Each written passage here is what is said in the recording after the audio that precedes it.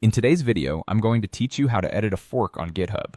Whether you're a seasoned developer or new to collaborating on code, knowing how to edit a fork directly on GitHub is an essential skill.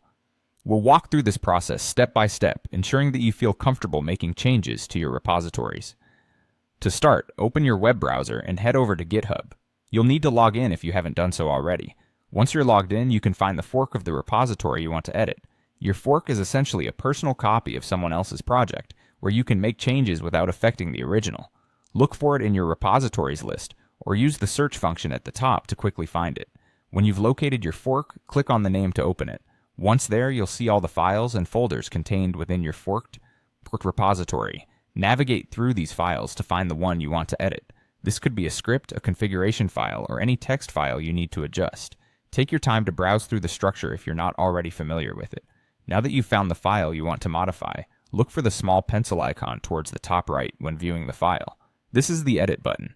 Clicking on it will open the file in a simple editor directly within your browser. Here you can make whatever changes you need. Whether it's correcting a typo, updating a function, or adding comments, the editor allows you to modify the content just like a text editor would.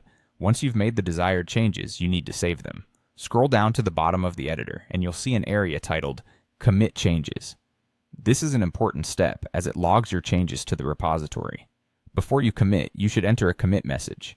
This message acts like a description, helping you and others understand what changes were made and why. Try to keep it concise but informative. For example, you might write, "Fix typo in README," or "Updated user instructions for clarity."